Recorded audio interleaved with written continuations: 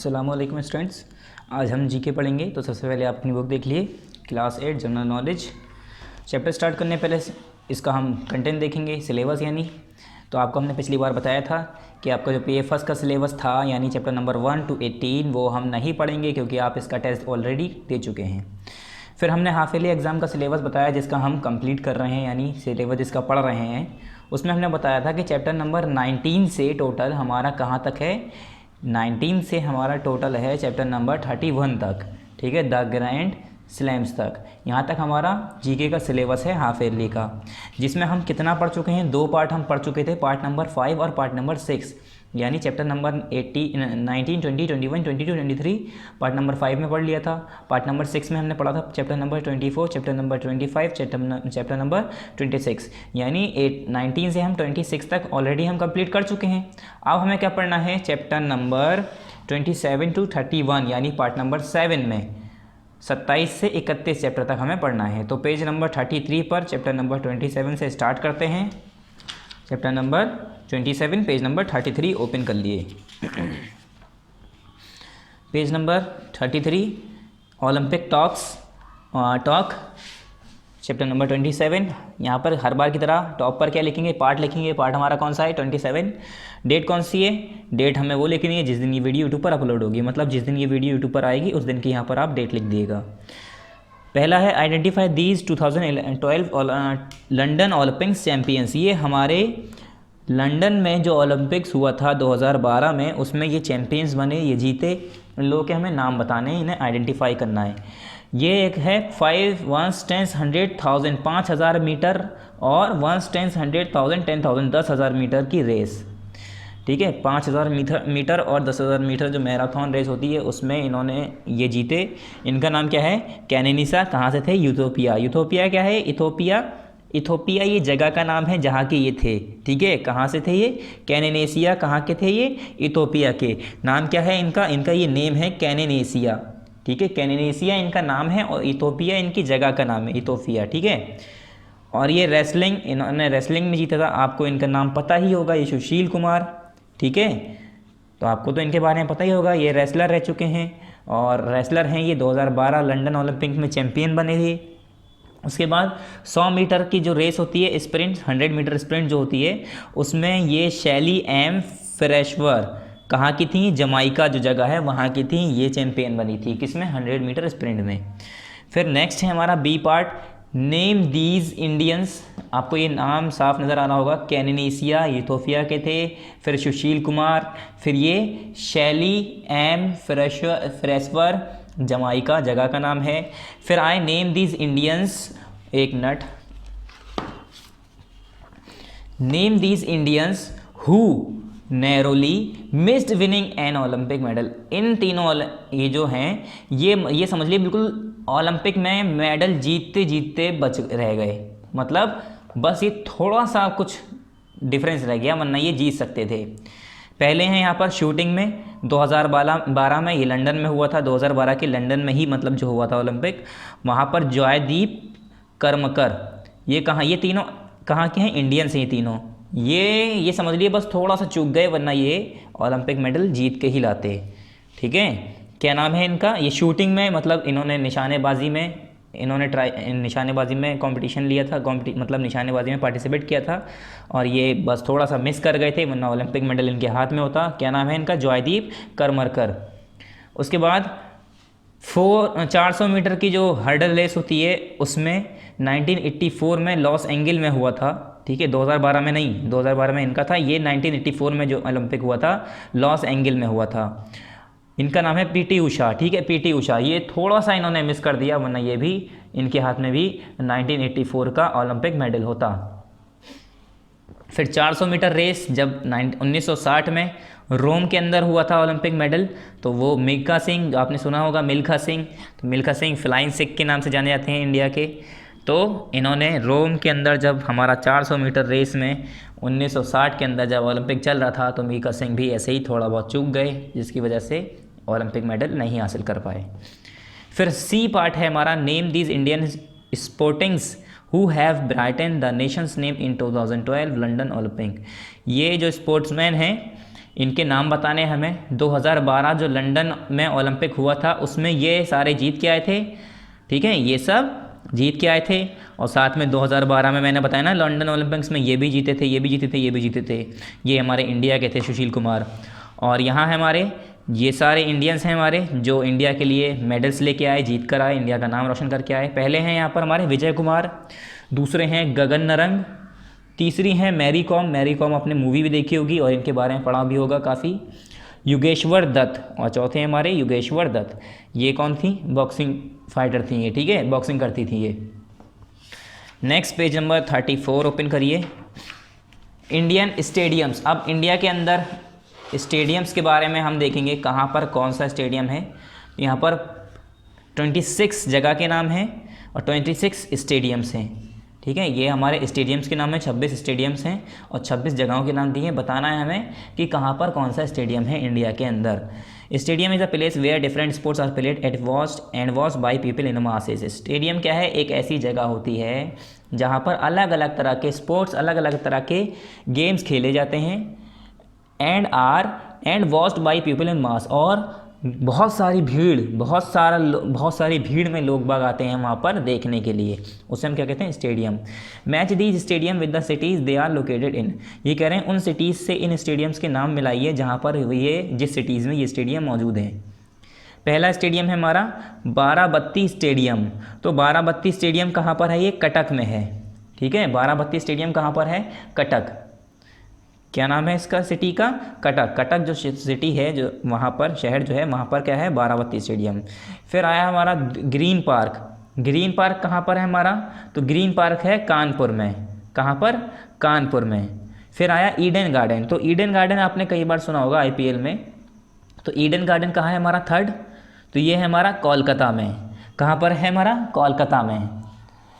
फिर है हमारा फोर्थ लाल बहादुर शास्त्री स्टेडियम। तो लाल बहादुर शास्त्री स्टेडियम है हैदराबाद में, ये भी आपने सुना होगा। VCA stadium fifth. तो VCA स्टेडियम कहाँ है हमारा? ये है हमारा नागपुर में। कहाँ पर? नागपुर में। इसके आगे आप नंबरिंग करते जाइए। ये हमारा क्या है? फिफ्थ, नागपुर। फिर आया हमारा सिक्स्थ नेहरू स्टेडियम। आपने ये भी सुना होगा नेहरू स्टेडियम, ये न्यू दिल्ली में है, इसे तो ज़्यादातर लोगों ने सुना होगा। ईडन गार्डन को, लाल बहादुर शास्त्री स्टेडियम को और नेहरू स्टेडियम भी तो आपने सुना ही होगा। तो नेहरू स्टेडियम कहाँ है? दिल्ली में है, न्यू दिल्ली। सिक्स्थ यहाँ पर लिख दिए। फिर KD सिंह बाबू स्टेडियम, ये तो नहीं लगता आपने सुना होगा। तो ये कहाँ पर है? KD सिंह बाबू स्टेडियम, ये है हमारा लखनऊ में। कहाँ पर? लखनऊ में। कौन सा? 8th वाला KD सिंह बाबू स्टेडियम कहाँ पर है? ये हमारा कहाँ पर है? लखनऊ में। ओ पे लगा दिए 8, ठीक है, लखनऊ। ओ पे लिख दिए 8। फिर 9th है हमारा MA चिदम्बरम स्टेडियम। तो MA चिदम्बरम स्टेडियम कहाँ पर है? इसके नाम से ही लग रहा है कि ये चेन्नई का ही होगा, क्योंकि चेन्नई में ही ऐसे नाम होते हैं, ठीक है। MA चिदम्बरम स्टेडियम कहाँ का है? ये चेन्नई का, H वाला। 9 यहाँ पर लिख दिए। फिर आया फिरोज शाह कोटला ग्राउंड। तो फिरोज शाह कोटला ग्राउंड कहाँ का है? ये हमारा, ये है दिल्ली का। ये भी स्टेडियम कहाँ पर है? दिल्ली पे ही है। कौन सा? फिरोज शाह कोटला ग्राउंड। कहाँ पर है ये? दिल्ली में। उसके बाद आया हमारा पेजर स्टेडियम। पेजर स्टेडियम कहाँ पर है हमारा? 11th। तो पेजर स्टेडियम कहाँ पर है हमारा? गैंगटॉक। गैंगटॉक आपने सुना होगा, ठीक है, गैंगटॉक में है ये। कौन सा? Pager stadium. कहाँ पर? गैंगटॉक, J वाला, ठीक है, J पे लिख दिए 11th। ये हमारा 11th लिखा हुआ है। फिर है हमारा 12th यादविंद्र, क्या? यादविंद्र स्टेडियम। क्या लिखा है? यादविंद्र स्टेडियम, ठीक है। या आप पढ़ेंगे तो यादव इंद्र स्टेडियम, तो इसे यादव इंद्र स्टेडियम पढ़िए। क्या है ये? 12th Yadav Indra stadium. और ये कहाँ पर हमारा सिचुएटेड है? कहाँ पर ये मौजूद है यादव इंद्र स्टेडियम? तो ये है हमारा पटियाला में। आपको शायद दिख रहा नहीं होगा नेम, ये है हमारा पटियाला में, ठीक है। 12th ये कौन सा है? V पे है हमारा 12th। यहाँ पर आप 12 लिख लिए। यादव इंद्र स्टेडियम कहाँ पर है? पटियाला में। फिर आया हमारा 13 सॉल्ट लेक स्टेडियम। तो ये क्या है इसका नाम? Salt lake stadium. कहाँ पर है ये हमारा 13 सॉल्ट लेक स्टेडियम? ये कोलकाता में है, ये भी, ठीक है, ये भी हमारा कोलकाता में है। S वाले 13 पे, इस पे 13 लिख लिए S पे। फिर आया हमारा DLTA ग्राउंड। ये किस नाम से है? इसका नाम DLTA ग्राउंड के नाम से है। ये भी हमारा कहाँ पर है? न्यू दिल्ली में है। N पे लगा दिए 14। फिर 6th है शिवाजी स्टेडियम, ये आपने नाम सुना होगा शिवाजी स्टेडियम, ठीक है, ये हो सकता है आपने नाम सुना हो शिवाजी स्टेडियम पहले भी। ये कहाँ पर है हमारा शिवाजी स्टेडियम, ये भी हमारा न्यू दिल्ली में ही है, टी पर लगा दिए 16। फिर आया हमारा बिराबॉर्नी स्टेडियम, क्या नाम है, बिराबॉर्नी स्टेडियम, तो ये कहाँ पर है हमारा 17 बिराबॉर्नी स्टेडियम, ये है हमारा मुंबई में, कहाँ पर, मुंबई में है हमारा बिराबॉर्नी स्टेडियम, ठीक है, ये कहाँ पर है हमारा मुंबई में बिराबॉर्नी स्टेडियम। फिर उसके बाद 18 है हमारा कॉरपोरेशन स्टेडियम, तो कॉरपोरेशन स्टेडियम है कोलकाता में। अब आप कह रहे होंगे कोलकाता में ये भी है, कोलकाता में यहाँ पर भी है, तो एक ही जगह पर कई स्टेडियम हो सकते हैं, ठीक है, तो हमारा कॉरपोरेशन स्टेडियम भी कहाँ पर है, कोलकाता में है। फिर 19 है हमारा सुभाष, क्या है, सुभाष सरोवर, क्या नाम है, सुभाष सरोवर, सुभाष, ठीक है, सुभाष सरोवर, ये कहाँ पर है हमारा 19, ये है हमारा, यहाँ पर देखिए टॉप पर यही होगा, इट्स हेयर कोलकाता, अगेन ये कोलकाता में है। तो कोलकाता में कितने हैं भाई, 19 वाला भी कोलकाता में है, 13 वाला यानी हमारा सॉल्ट लेक स्टेडियम भी कोलकाता में है, और उसके बाद हमारा एक और 3rd वाला हमारा ईडन गार्डन भी कोलकाता में है, ठीक है, और यहाँ पर मतलब कई ऐसे कोलकाता में है, और यहाँ पर 18 वाला भी हमारा कोलकाता में है कॉरपोरेशन स्टेडियम। फिर 19 जो सुभाष सरोवर है ये भी हमारा कोलकाता में आ गया, देखिए, ठीक है, तो ये कोलकाता में कई स्टेडियम हैं। फिर आया हमारा 20 NDMC इंडोर स्टेडियम, क्या है, NDMC इंडोर स्टेडियम, तो इंडोर से आपको समझ में ही आ रहा होगा, इंडोर गेम्स प्ले करते होंगे, इसमें इंडोर गेम खेले जाते होंगे। तो 20 वाला कहाँ है हमारा, ये दिल्ली में है, NDMC के नाम से न्यू दिल्ली में है ये हमारा। फिर आया हमारा 21 कीनन स्टेडियम, तो 21 जो हमारा कीनन स्टेडियम है ये कहाँ पर है हमारा, जमशेदपुर, कहाँ पर, जमशेदपुर, ठीक है, कहाँ पर है कीनन स्टेडियम, जमशेदपुर, एल पे देखिए GHI, सॉरी I, ABCDEFGHI, यहाँ पर नीचे IJ, ठीक है, तो यहाँ पर हमारा कौन सा है 21 कीनन स्टेडियम। फिर आया सवाई मन सिंह स्टेडियम, क्या, सवाई मानसिंह स्टेडियम या मान सिंह स्टेडियम, तो इसे मान सिंह पढ़ते हैं, सवाई मानसिंह स्टेडियम, ये कहाँ पर है हमारा, तो ये हमारा 22 कहाँ पर है, जयपुर में है, यहाँ पर टॉप पर देखिए B वाला जयपुर, ठीक है, 22 कहाँ पर है, B वाला, 22 क्या है हमारा, सवाई मानसिंह स्टेडियम या मन सिंह स्टेडियम, तो ये कहाँ पर है, जयपुर में, B पर, 22 यहाँ पर लिख लिए। उसके बाद आया 23 चिन्ना स्वामी स्टेडियम, इसके नाम से ही आपको समझ में आ गया होगा ये कहाँ का स्टेडियम होगा, तो ये कहाँ का है, बेंगलोर, ठीक है, चिन्ना स्वामी स्टेडियम कहाँ का है, बेंगलोर का, L पे, ठीक है, बेंगलोर 23। फिर आया 24 पंजाब क्रिकेट एसोसिएशन स्टेडियम, तो पंजाब क्रिकेट एसोसिएशन स्टेडियम जो है हमारा 24 ये कहाँ का है, मोहाली का है, 24 मोहाली। 25 है हमारा वैखेंदे स्टेडियम, क्या नाम है इसका, वैखेंदे स्टेडियम, क्या, वैंखेदे स्टेडियम, सॉरी नॉट वैखेंदे, इट्स वैंखेदे स्टेडियम, क्या है इसका, वैंखेदे स्टेडियम 25। तो 25 कहाँ है हमारा, मुंबई में है ये वैंखेदे स्टेडियम, वाई वाले पे यहाँ पर लिख लिए। फिर हमारा है चिपॉक ग्राउंड, किस नाम से, चिपॉक ग्राउंड, ये हमारा कहाँ का है, चेन्नई का है, ये भी कहाँ पर है, चेन्नई में है। तो ऐसे चेन्नई में कई हैं, कोलकाता में कई हैं, न्यू दिल्ली में कई हैं, मुंबई में कई हैं, ठीक है, कोलकाता में कुछ ज़्यादा ही हैं, ऐसे और हमारे न्यू दिल्ली में भी बहुत हैं। तो ये सब आप नंबरिंग देख लिए, 4, 22, 6, 2, 7, 1, 3, 9, 21, 11, 5, 23, 24, 14, 8, 17, 10, 26, 13, 16, 18, 12, 15, 20, 25, 19, ये हमारा क्या हो गया, यहाँ पर हमारी मैच द फॉलोइंग हो गई। नंबरिंग ऐसे ही कर लिएगा, अगर आप लाइन खींचेंगे तो इतना कन्फ्यूज़न हो जाएगा, यहाँ पर सब एक दूसरे को काट देगा। फिर है हमारा एग्जामिनेशन वर्सेस क्रिकेट। अब कुछ टर्म्स हैं जो कि एग्ज़ाम में भी होते हैं और कुछ टर्म्स हैं जो कि हमारे क्रिकेट में होते हैं, उन दोनों को बताया गया है इक्वल, कि हम एग्ज़ाम में अगर बोलेंगे तो उसे कैसे बोलेंगे और क्रिकेट में बोलेंगे तो उसे कैसे बोलेंगे।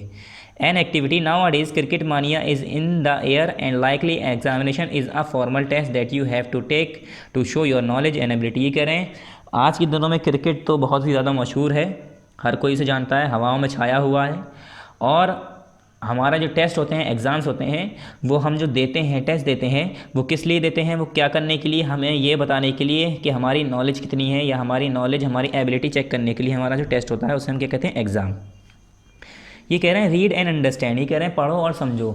एग्जामिनेशन हॉल को क्या कहा है? क्रिकेट का फील्ड कहा है। ठीक है, अगर जैसे कि आप लोगों को पता है कि बच्चों को क्रिकेट खेलने में बहुत इंटरेस्ट आता है, तो इसी वजह से इन सब नामों को क्रिकेट के कुछ अलग अलग नामों से, जो क्रिकेट हमारा गेम है उसके नामों से बताया गया है, उसके बराबर बताया गया है, जिससे लोगों के अंदर, बच्चों के अंदर इंटरेस्ट पैदा हो, पढ़ाई करें वो। तो एग्जामिनेशन जो हॉल होता है जहाँ पर हम एग्ज़ाम देते हैं, उसे कहा गया है कि वो हमारा क्रिकेट फील्ड है। ठीक है, आप जहाँ पर एग्ज़ाम देने आते हैं वो हमारा क्या कहा गया है? क्रिकेट फील्ड है, जहाँ पर हम क्रिकेट खेलते हैं।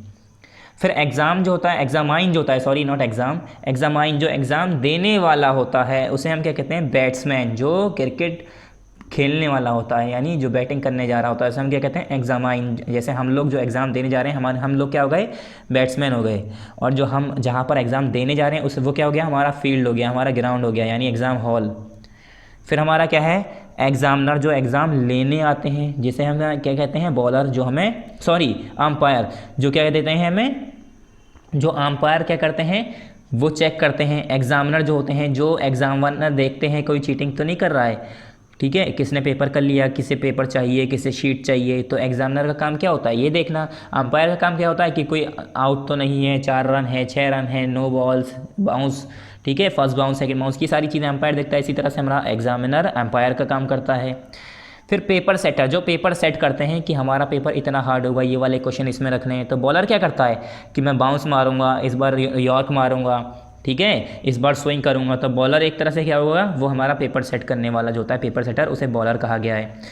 फिर नेक्स्ट आया मार्कशीट। जो हमारी मार्कशीट होती है वो क्या होता है? हमारा स्कोर बोर्ड। जो हमारा रिजल्ट आता है वो हमारा क्रिकेट के अंदर क्या होता है? स्कोर बोर्ड, जहाँ पर हमें दिखता है कि हमने कितने छक्के मारे, कितने चौके मारे, कितना टोटल रन बनाया। इसी तरह से हमारा जो एग्ज़ाम होता है उसमें जो हम नंबर लाते हैं, हमारे जो एग्ज़ाम शीट होती है, जो हमारा रिज़ल्ट होता है, जो मार्कशीट होती है, वो हमारा क्या होता है? एग्ज़ाम, उसे हमें क्रिकेट में की लैंग्वेज में क्या कहा है? Score board. फिर हमारा डिफ़िकल्ट क्वेश्चन।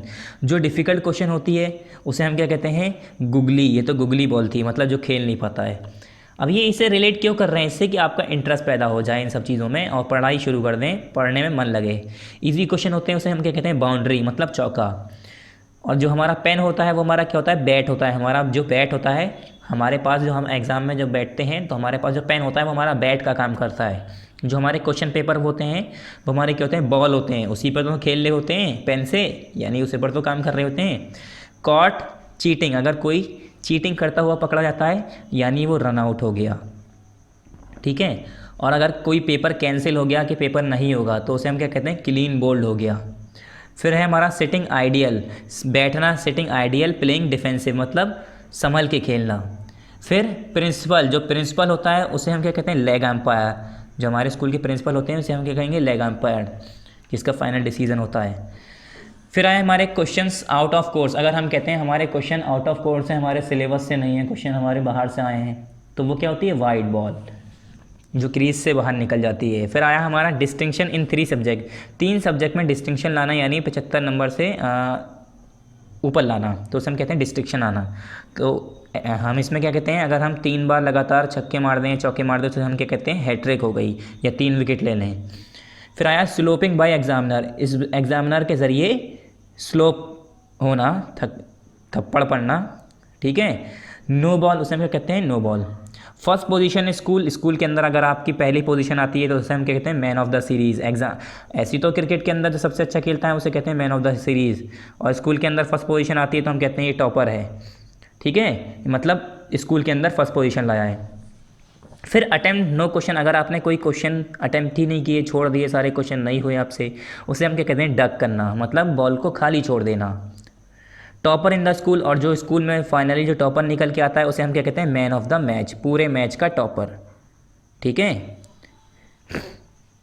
तो ये काफ़ी अच्छे टर्म्स हैं, इसे बच्चों को इंटरेस्ट पैदा होता है अगर इस हिसाब से अगर याद रखे चीज़ें, तो उसका मन भी लगेगा। जैसे कोई क्रिकेट पसंद करता है उसे इस हिसाब से समझाया जाए कि अगर आप पेपर देने जाते हैं तो उसे हम ये कह सकते हैं, तो उसे क्रिकेट पसंद है तो इन सारी टर्म्स को ही पसंद करेगा और हो सकता है उसका मन लगे पढ़ने में। ठीक है, फिर है हमारा स्पोर्ट्स एंड एनिमल्स। कुछ स्पोर्ट्स और एनिमल्स हैं यहाँ पर, अब यहाँ पर देखिए, आपने देखा होगा कुछ स्पोर्ट्स ऐसे होते हैं जो एनिमल्स के साथ खेले जाते हैं या एनिमल के ज़रिए खेले जाते हैं। जैसे यहाँ पर है unscramble the word to know these sports, इन वर्ड्स को अनस्क्रैम्बल करिए, सही करिए और इन स्पोर्ट्स के नाम पता करिए। It is the national sport of Afghanistan, ये कहाँ का स्पोर्ट है? नेशनल स्पोर्ट है, ये अफ़गानिस्तान में खेला जाता है। क्या नाम है इसका? बुज़कशी। क्या नाम है इसका? बुज़कशी के नाम से है ये कहाँ पर खेला जाता है? अफ़गानिस्तान में। सेकंड है it refers to the skill of riding और ड्राइविंग हॉर्स, ये जो नाम है ये किसे रिफ़र करता है? स्किल ऑफ राइडिंग और ड्राइविंग हॉर्स को चलाना, घोड़े को चलाना, उसे राइड करने की स्किल्स को रिफ़र करता है। इसका नाम क्या है? इक्वेस्ट्रियन। क्या नाम है इसका? इक्वेस्ट्रियन। ठीक है, इक्वेस्ट्रियन, EQUESTRIAN, इक्वेस्ट्रियन। फिर है हमारा third, name of the stick use in polo to hit the ball, वो जो हमारी स्टिक होती है, आपने देखा होगा घोड़े पर भागते रहते हैं, बॉल होती है हॉकी की तरह का एक डंडा होता है उनके हाथ में, स्टिक होती है, उससे मारते हैं और गोल करना होता है। काफ़ी बड़े फील्ड पे खेले जाता है ये। तो उसे हम उस स्टिक को क्या कहते हैं? मैलेट कहते हैं। जैसे हमारा क्रिकेट बैट होता है, हॉकी बैट होता है, ऐसे ही यहाँ पर क्या होता है? मैलेट, जिससे हम खेलते हैं। फिर आया हमारा fourth, in 1818 the first long distance race of this event of more than 160 kilometre took place in Belgium. ये जो रेस है ये किस तरह एक रेस होती है, एक मतलब स्पोर्ट है जिसमें क्या होता है 1818 में पहली बार ये हुआ था, सबसे लंबी रेस हुई थी, इवेंट हुआ था 160 किलोमीटर की हुई थी बेल्जियम के अंदर। इसे हम क्या कहते हैं? Pigeon racing. आपने देखा होगा कि अपने अपने कबूतर छोड़ दिए जाते हैं, उसमें रेस होती है कि कौन सा कबूतर सबसे लास्ट में आए। इसी तरह से पिजन रेसिंग हमारा ये कहाँ पर हुआ था? सबसे पहले बेल्जियम में। फिर आया नेक्स्ट हमारा, और ये पहले ज़माने में जो होता था पिजन रेसिंग, जो मेनली हम लोग करते हैं, हम लोग तो नहीं कुछ लोग करते हैं, उसमें सट्टा भी लगता है, ठीक है, पैसा लगता है कि मेरा कबूतर सबसे लेट आएगा, सबसे देर तक उड़ेगा तो मैं ये वाला पैसा लूँगा। इस तरह से कंपटीशन होते हैं हर साल। पहले क्या होता था, राजा महाराजा होते थे वो सिलेक्ट करते थे अच्छे कबूतरों को, तो वो कबूतरों की रेस कराए जाते थे। ठीक है, तो अलग अलग जगह से अलग अलग कबूतर पालने वाले पूरे साल अपने कबूतरों को खिलाते पिलाते, उन्हें ट्रेन करते, सिखाते, उन्हें मतलब पूरा उन्हें एक जैसे फौजी बनता है ना, इस हिसाब से उन्हें ट्रेन किया था, ट्रेनिंग दी जाती थी कि ऐसे उड़ना है। ठीक है, अलग अलग तरह की उन्हें गुलाटियाँ मारना सिखाते हवा में। पिजन रेसिंग में फिर क्या होता था, राजा खड़े हो जाते थे अपने दरबार में, अलग अलग लोग अलग अलग जगह से कंपटीशन में जो आते थे वो अपने पिजन को उड़ाते थे। ठीक है, उन्हें उड़ाने के बाद क्या होता था, जिसका कबूतर सबसे लास्ट में आता था उसे इनाम मिलता था और वो कबूतर राजा खरीद लिया करता था। क्योंकि पहले ज़माने में क्या होता था, कबूतरों से ही खत पहुँचाया करते थे, तो वो उनके बहुत ज़्यादा यूज़फुल होते थे वो कबूतर, जिसकी वजह से वो उन्हें खरीद लेते थे। फिर फिफ्थ है the word polo means similar to this word in the Balti language. जो पोलो वर्ड है इसका मतलब सेम होता है बाल्टी लैंग्वेज में। इस वर्ड को क्या कहते हैं? बॉल। जो हम बॉल कहते हैं ना, बॉल, तो जो पोलो होता है, पोलो का मतलब बाल्टी लैंग्वेज होती है एक, जैसे हिंदी लैंग्वेज, इंग्लिश लैंग्वेज, तो बाल्टी भी एक भाषा होती है, उसमें बॉल को पोलो कहते हैं। ठीक है, फिर नेक्स्ट आया name of the period in which polo is divide. वो पीरियड जिसमें पोलो डिवाइड हुआ उसका नाम क्या है? चुक्कास। क्या नाम है? चुक्कास, CHUKKAS। फिर आया सेवेंथ, इन स्पेनिश सिटी में यानी स्पेन जो है, this annual event of a typical bull run take place. ये हर सालाना, मतलब एनुअल मतलब सालाना, एक इवेंट होता है जिसमें क्या होता है, बहुत मुश्किल है, bull run takes place chasing humans are long narrow street. लंबी लंबी गलियों में, लंबी लंबी स्ट्रीट में क्या होता है, जो सांड होती है ना, जो बुल होती हैं, उन्हें छोड़ दिया जाता है और आदमियों के पीछे भाग रही होती हैं वो, तो उन्हें क्या होता है, बुल को अपने पीछे दौड़ाना होता है, चेस कराना होता है। ये कंपटीशन टाइप का होता है ये। ठीक है, ये एक इवेंट होता है। क्या नाम है इसका? Pamplona, PAMPLONA, Pamplona. कहाँ पर होता है ये? स्पेन की सिटी के अंदर, स्पेनिश सिटी के अंदर। फिर नेक्स्ट है हमारा जो लास्ट चैप्टर है हमारा, chapter number 31, the grand slams. अभी ग्रैंड स्लैम्स क्या है, तो यहाँ पर भी पार्ट 7 लिख लिए, इस पर भी पार्ट 7 लिख लीजिएगा, इस वाले पे यहाँ पर डेट लिखिएगा, यहाँ पर भी। There are 4 grand slams tournaments in a calendar year. मतलब एक तरह का ये प्राइज़ मान लिए, ठीक है, एक ऑनर है, ये दिया जाता है, ये टूर्नामेंट्स के अंदर दिए जाते हैं। There are 4 grand slams tournament in a calendar year. Calendar year के अंदर 4 ग्रैंड स्लैम्स टूर्नामेंट्स होते हैं। अब ये टर्म्स हैं कुछ। द ग्रैंड स्लैम क्या होता है? अ सिंगल प्लेयर और अ डबल्स टीम, या तो फिर एक सिंगल प्लेयर हो या डबल टीम्स हो, that wins all 4 grand slam titles in the same year is said to have achieve the grand slams और कैलेंडर ईयर ग्रैंड स्लैम्स। मतलब वो या तो फिर एक सिंगल प्लेयर हो या उसकी डबल, मतलब 2 प्लेयर हो, टीम हो एक, वो चारों ग्रैंड स्लैम्स जीता है। ऑल 4 ग्रैंड स्लैम्स टाइटल्स, सारे जो ग्रैंड स्लैम्स के जो टाइटल होते हैं उसे मिलते हैं इन द सेम ईयर, जो कि सेम ईयर एक ही साल में जो सारे ग्रैंड स्लैम के टाइटल जीतता है is said to have achieve the grand slam, उसे हम कहते हैं कि इसने ग्रैंड स्लैम अचीव कर लिया, ग्रैंड स्लैम हासिल कर लिया। ठीक है, मतलब एक ही साल में अगर उसने ग्रैंड स्लैम के टाइटल अचीव कर लिए, जीत गया वो कंपटीशन के अंदर, तो उसे हम कहेंगे कि ये इसने ग्रैंड स्लैम का टाइटल अचीव कर लिया, या कैलेंडर ईयर ग्रैंड स्लैम उसने अचीव कर लिया। अब नॉन कैलेंडर ग्रैंड स्लैम क्या होता है? इफ़ अ प्लेयर और टीम विंस ऑल 4 कंसिक्यूटिवली, अगर कोई प्लेयर या कोई टीम लगातार 4 जीतती है, 4 ग्रैंड स्लैम्स जीतती है, but not in the same calendar year, मगर सेम कैलेंडर ईयर में, मतलब एक साल में नहीं जीती मगर लगातार जीती, ठीक है, तो उसे हम क्या कहते हैं? It is called a non calendar grand slams. मतलब जैसे कि अब जो है, जैसे मैंने कहा कि एक प्लेयर है, कोई टीम है, 4 कंसिक्यूटिव लगातार जीतती है, तो उसे हम कहेंगे नॉन कैलेंडर ग्रैंड स्लैम। मतलब एक साल में नहीं जीती, जैसे इस साल 3 जीत गई, अगले साल 1 जीत गई, या इस साल 1 जीत गई, अगले साल 1 जीत गई, उससे अगले साल 1 जीत गई, मतलब लगातार अगर जीतती है मगर चारों जीतने चाहिए, तभी उसे हम कहेंगे ग्रैंड स्लैम। मगर वो किस में आ जाएगा? नॉन कैलेंडर ग्रैंड स्लैम, क्योंकि एक साल में नहीं जीती वो, ठीक है, मगर लगातार जीतनी चाहिए, लगातार नहीं जीती तो नॉन कैलेंडर ग्रैंड स्लैम से भी हट जाएगा वो, उसे कहते हैं हम कैरियर ग्रैंड स्लैम। मतलब अब ये आता है हमारा कैरियर ग्रैंड स्लैम्स। इसमें क्या होता है? If a player wins all 4 at some point on his और हर कैरियर, मतलब उसने लगातार ना जीते हो मगर चारों जीत चुका हो, तो उसे हम कहते हैं कैरियर ग्रैंड स्लैम। अपनी पूरी ज़िंदगी में उसने 4 जीते हो कम से कम ग्रैंड स्लैम्स। मगर ये क्या है ग्रैंड स्लैम्स? ये टूर्नामेंट है, एक ग्रैंड स्लैम्स टूर्नामेंट होते हैं, ठीक है। तो ये जो, जैसे मैंने कहा, अब मैं मानो कि मैंने पार्टिसिपेट करना शुरू किया, मैंने एक साल जीता, अगले साल नहीं जीत पाया, फिर तीसरे साल जीत गया, फिर चौथे साल जीत गया, यानी मैंने 3 जीत लिए अभी तक, उसके बाद नहीं जीत पाया, फिर 5वें साल जीत गया, तो क्या हुआ? मैं लगातार मैंने चारों नहीं जीते हैं, और ना ही एक साल के अंदर चारों जीते हैं। एक साल के अंदर चारों जीतता तो उसे मैं कहता द ग्रैंड स्लैम या कैलेंडर ईयर ग्रैंड स्लैम कहता, और अगर मैं लगातार जीता अलग अलग सालों में तो उसे मैं कहता नॉन कैलेंडर ग्रैंड स्लैम। अब मैंने लगातार भी नहीं जीते, बीच में एक साल हार गया, नहीं जीत पाया, अगले साल जीत गया, तो उसे हम कहते हैं कैरियर ग्रैंड स्लैम। मतलब मैंने अपने पूरे कैरियर में ग्रैंड स्लैम्स हासिल कर लिए। Steffi Graf is the only tennis player who to have won all 4 grand slams. Steffi Graf जो लेडी हैं, यही एक ऐसी टेनिस प्लेयर हैं जो कि चारों ग्रैंड स्लैम्स इवेंट जीत चुकी हैं टेनिस के अंदर। Won all 4 grand slams events in tennis and the Olympic gold medal in the same year. और टेनिस के अंदर सारे के सारे जो ग्रैंड स्लैम्स जीतने के साथ साथ उन्होंने ओलंपिक के अंदर गोल्ड मेडल भी जीता सेम ईयर, उसी साल में 1998 में। ग्रैंड स्लैम्स तो हासिल किया ही किया एक ही साल के अंदर, मतलब चारों ग्रैंड स्लैम्स हासिल किए, तो उसे हम क्या कहेंगे? कैलेंडर ईयर ग्रैंड स्लैम्स जीता इन्होंने, और उसी साल 1998 में इन्होंने गोल्ड मेडल भी जीता ओलंपिक के अंदर। हर हस्बैंड एंड्रयू अगेसी, इनके जो हस्बैंड थे एंड्रयू अगेसी, इन्होंने भी गोल्ड मेडल जीता। कहाँ पर? एटलांटा में 1996 के अंदर। अब यहाँ पर कुछ ग्रैंड स्लैम्स के विनर हैं, जैसे सिंगल ग्रैंड स्लैम विनर है, उनका नाम आता है डॉन बज, 1938 में जीते ये, और मॉरीन कॉनोली 1953 में जीती।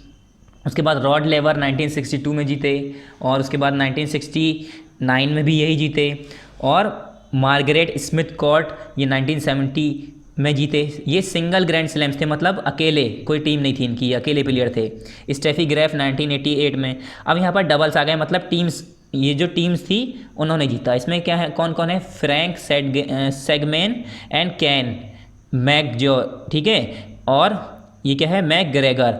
ये क्या है? फ्रैंक सेडमेक एक हो गए, और ये मतलब ये 2 बंदे थे ऐसे, ये टीम थी, मतलब ग्रुप था, इसमें इन्होंने 1951 में जीता था। फिर आई मार्टिन एनेवरेटिलोवा एंड पैम श्रीवर, इन्होंने 1984 में एज अ टीम इन्होंने जीता। उसके बाद मिक्स डबल्स में आए, उसमें आए Margaret Smith court and can Fletcher 1963 में। उसके बाद most grand slam single title, most grand slam single titles किसे मिला, मतलब सिंगल जो अकेले थे, सिंगल मैंने बताया ना सिंगल टाइटल किसे मिला, सिंगल मतलब जो अकेले प्लेयर थे, सिंगल प्लेयर थे। मोस्ट ग्रैंड स्लैम्स जो इन्हें टाइटल मिला था, किसे मिला था, रोजर फेडर को, ठीक है, किसे मिला था, रोजर फेडरर को। उसके बाद जो आदमी थे, फिर जो औरत थी उनमें से किसे मिला था, स्टेफ ग्राफ 22 ओपन एरा में। उसके बाद मोस्ट कैरियर सिंगल टाइटल्स, मतलब जो पूरे कैरियर में जिन्होंने अपने ये जो ग्रैंड स्लैम्स का जो टाइटल मिला था वो किसे मिला था, आदमियों में जिफी कॉनर्स को और औरतों में मार्टिना नवरेटिलोवा को। ठीक है, यहाँ पर मैंने बताया ना डबल्स में इन्होंने मार्टिना ये है ना एनवरेटिलोवा, इसी तरह से ये जो हमारा मार्टिन यहाँ पर ए इसमें जोड़ दिया है, तो ये मार्टिन नवरेटिलोवा 167। अब ये आप समझ रहे होंगे ये क्या है, क्या बोल रहे हैं, मतलब इन्हें ये कितनी बार हासिल किया इन्होंने टाइटल, कि 17 बार, ये 22 बार, 109 बार, इन्होंने 167 टाइम्स सिंगल टाइटल्स कैरियर में, अपने कैरियर के अंदर पूरी ज़िंदगी में इतनी बार इन्होंने हासिल किया। Most career single and double title, मतलब इन्होंने अब सिंगल भी जीता है और डबल यानी टीम के साथ भी जीता है। जो आदमी है उनका नाम क्या है, जॉन MC एनरो या मैक एनरो, और जो औरतों में थी उनका नाम क्या है, मार्टिन नवरतिलोवा। इन्होंने काफ़ी जगह जीता है, ठीक है, कैरियर में भी जीता है, कैरियर सिंगल डबल में जीता है, मतलब इन्होंने टीम के साथ भी जीता है ये ग्रैंड स्लैम्स, और अकेले प्ले करके अकेले टूर्नामेंट्स भी जीते हैं। ठीक है, सिंगल मतलब अकेले खाली एक बंदा खेल रहा है अगर, और अगर मैं डबल की बात करूँ तो 2 बंदे हो गए यानी टीम हो गई। तो यहाँ पर हमारा इसके साथ हाफ ईयरली का कोर्स कंप्लीट हो गया। यहाँ पर आप लिख लिए half yearly course completed, chapter number 31, page number 37। Next time हम नेक्स्ट स्टार्ट करेंगे। अब यहाँ पर हमारा हाफ ईयरली कोर्स कंप्लीट हो गया है, ये हमारा यहाँ पर पार्ट 7 लिख लीजिएगा, डेट मेंशन कर लीजिएगा 31 पे, ठीक है। तो आज हमने क्या पढ़ा है, पार्ट नंबर 7 पढ़ा है। कहाँ से पढ़ा है हमने पार्ट नंबर 7, ओलंपिक टॉक से, यानी चैप्टर नंबर 27 से पढ़ा है। यहाँ से 27, चैप्टर नंबर 28, चैप्टर नंबर 29, 30, 31, ये हमारा लास्ट हो गया। यहाँ पर हमने लास्ट में लिख दिया हाफ ईयरली कोर्स कंप्लीटेड। आप यहाँ पर डेट लिख दिएगा, कौन सी डेट लिखेंगे, यही सेम डेट लिख दिएगा जिस दिन ये वीडियो हम यूट्यूब पर अपलोड करेंगे उस दिन की। इससे ये रहेगा, हमें मालूम रहेगा हमारा कोर्स कंप्लीट हुआ। अब सिलेबस पर आ जाते हैं एक बार। सिलेबस लास्ट टाइम हम सिलेबस देखते हैं हाफ ईयरली का। आज हमने पार्ट 7 कंप्लीट कर दिया, इस पर टिक लगा दिए। पार्ट 7 में हमने क्या क्या पढ़ा है, 27, 28, 29, 30 और लेसन नंबर 31, ये 5 चैप्टर हमने इसमें पढ़े हैं। उसके बाद अब हम आपको रिकॉल कराते हैं कि आपका सिलेबस क्या है, और ये ज़रूर बताते हैं कि आपका जो PFS का सिलेबस था चैप्टर नंबर 1 से चैप्टर नंबर 18 तक, ये आप ऑलरेडी इसका टेस्ट दे चुके हैं, तो इसे पढ़ने की अब ज़रूरत नहीं है। एग्ज़ाम में इसमें से कुछ नहीं आने वाला है। एग्ज़ाम में जो आएगा वो आएगा चैप्टर नंबर 19 से लेकर, चैप्टर नंबर 19 से 20, 21, 22, 23, 24, 25, 26 और यहाँ पर 27, 28, 29, 30, 31 तक। कहाँ से, चैप्टर नंबर 19 से 31 तक, जिसे हमने 3 पार्ट में कराया। चैप्टर पार्ट 5 में हमने कराए 19, 20, 21, 22, 23, 5 चैप्टर इसमें कराए पार्ट 5 में। फिर पार्ट 6 हमने इससे पहले पढ़ा था, उसमें 3 चैप्टर कराए थे, 24, 25, 26। और अब जो हम आज जो हमने फिनिश किया है वो हमारा पार्ट 7 है, लास्ट पार्ट था इसका हाफ ईयरली का, जिसमें हमने पढ़ा 27, 28, 29, 30, 31। यहाँ पर आपका हाफ ईयरली का कोर्स कंप्लीट हो गया। अब ये 32 chapter next time next part में पढ़ेंगे हम। नेक्स्ट जो हमारा एनुअल का कोर्स होता है उसमें हमारा यहाँ तक कंप्लीट हो गया, ठीक है, यहाँ तक हमारा कंप्लीट हो गया। तो यहाँ पर हमारा चैप्टर कंप्लीट। थैंक यू, अस्सलामु अलैकुम।